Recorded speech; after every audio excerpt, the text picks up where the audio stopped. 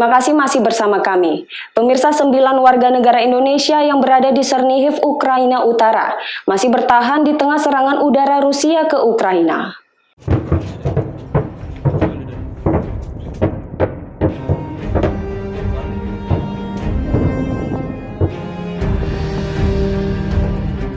Inilah video amatir yang diambil oleh Muhammad Raga Prayoga, warga kota Binja, Sumatera Utara yang terjebak di kota Chernihiv, Ukraina Utara, saat Rusia melakukan invasi serangan ke Ukraina.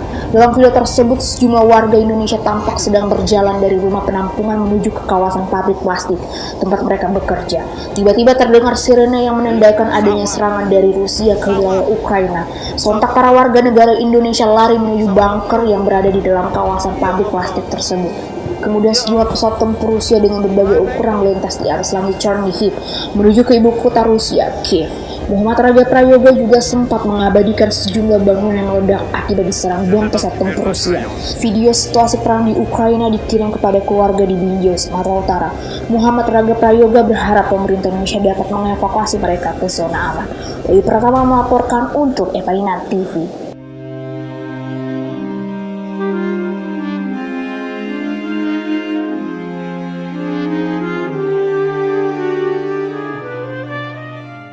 Masih seputar konflik Rusia dan Ukraina, pemirsa, Rusia menyatakan siap untuk menghentikan operasi militer dalam sekejap jika otoritas Ukraina bersedia memenuhi sejumlah persyaratan.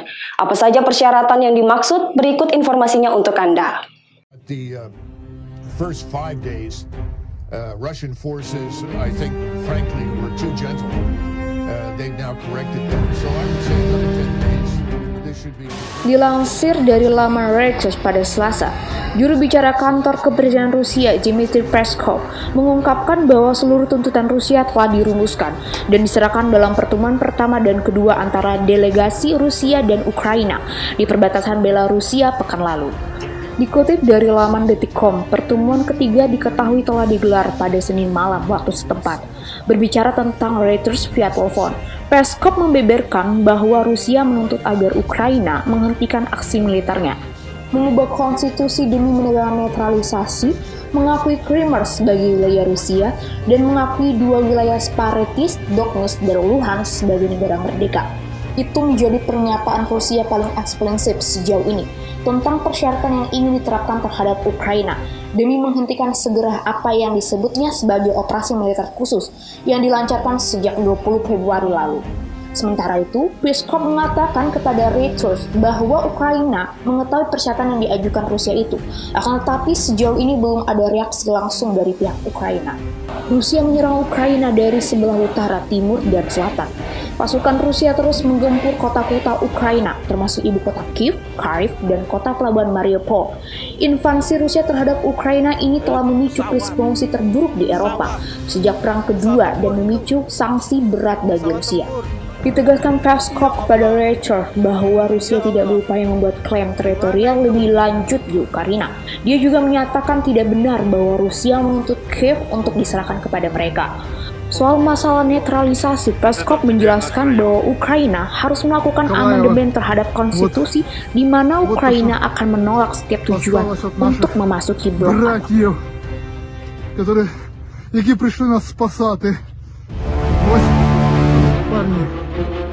Тут колись, щоб під ногами нічого не рвануло. Вот пушечки.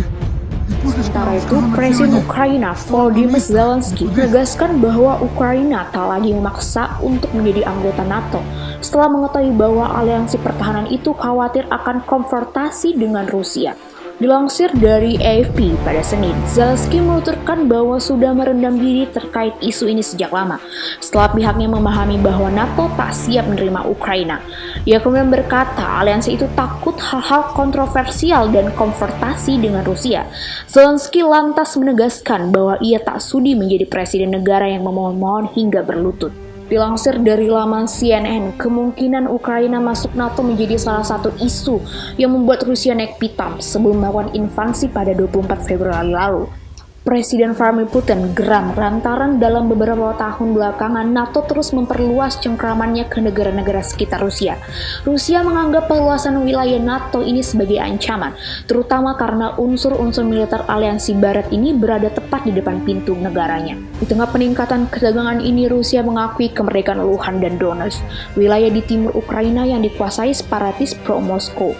Tak lama setelah itu, Rusia mengumumkan operasi militer di timur Ukraina mulai 24 Februari lalu. Namun kemudian pasukan Rusia dengan sigap menyergap Ukraina dari utara, timur, dan selatan.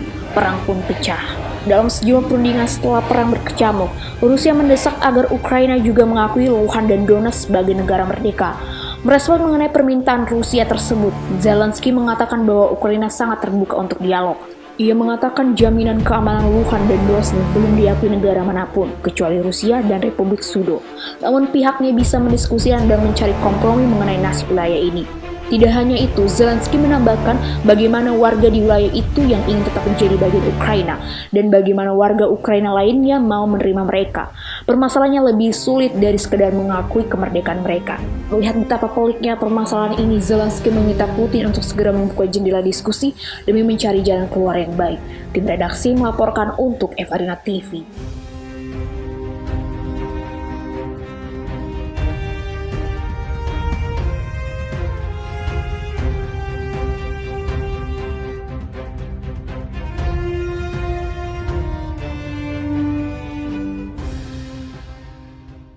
Informasi menarik lainnya akan kami hadirkan sesaat lagi. Tetaplah bersama kami.